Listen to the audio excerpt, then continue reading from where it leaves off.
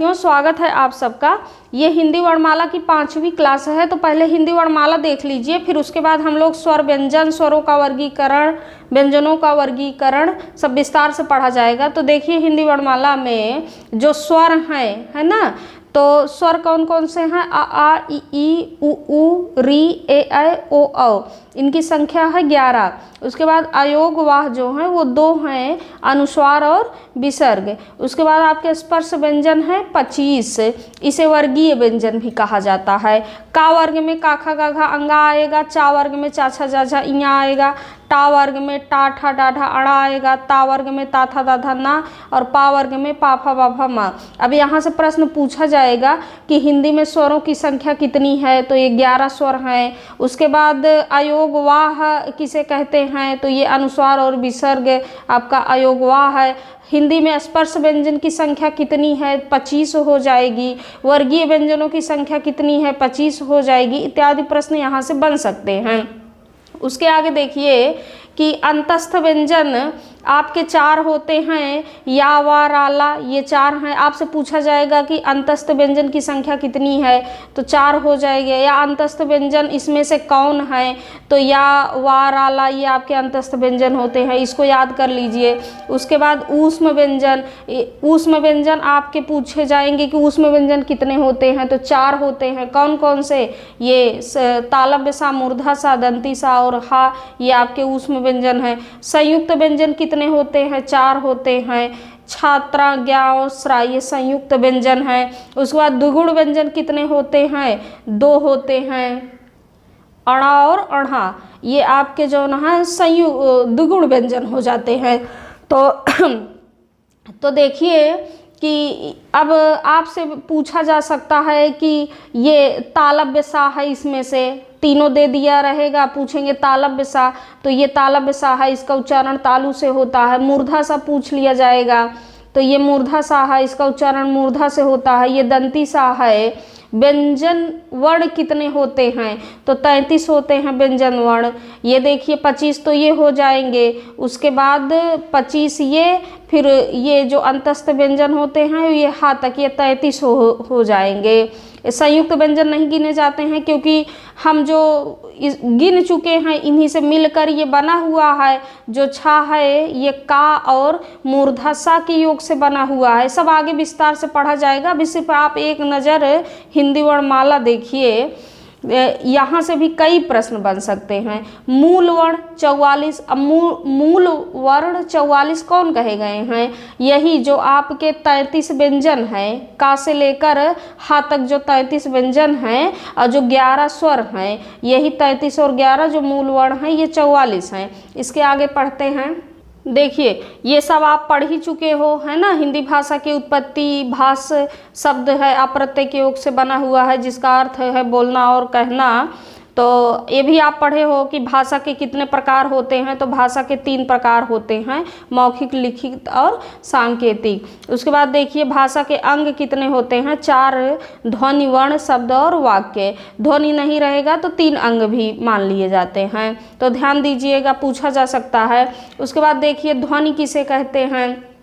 ध्वनि भाषा की सबसे छोटी मौखिक इकाई होती है। मौखिक याद रखना कि ध्वनि जो होती है मौखिक इकाई होती है, और जब इसी ध्वनि को लिख दिया जाता है तब यह वर्ण कहलाता है। ध्वनि के लिखित रूप को वर्ण कहते हैं, है ना।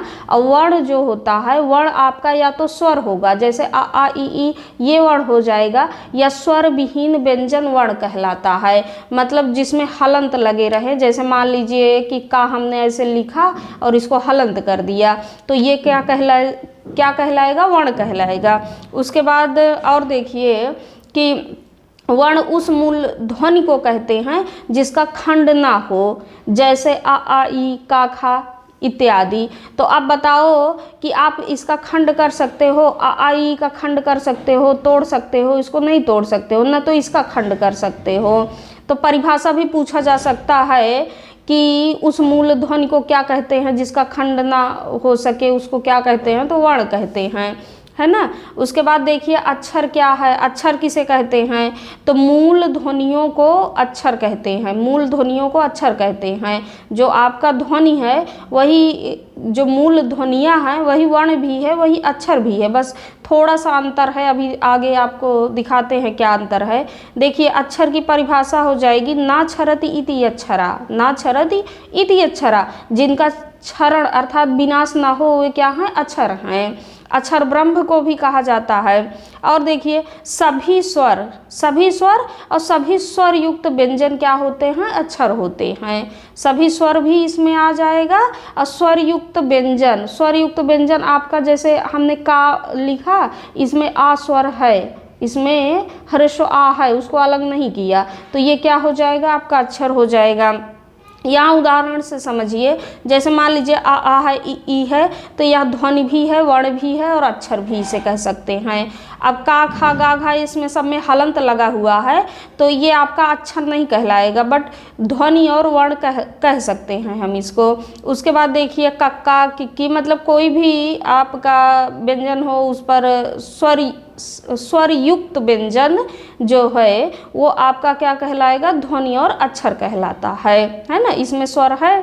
और देख लीजिए कि जैसे राम क्या है, एक शब्द है, और राम में रामा ये क्या है, दो अक्षर हैं और चार वर्ण है, इसमें चार वर्ण हैं, दो अक्षर हैं। उसके बाद देखिए वर्ण के भेद पूछा जा सकता है आपसे कि वर्ण के कितने भेद होते हैं, तो वर्ण के दो भेद होते हैं, स्वर और व्यंजन। वर्ण के दो भेद हैं, स्वर और व्यंजन हैं।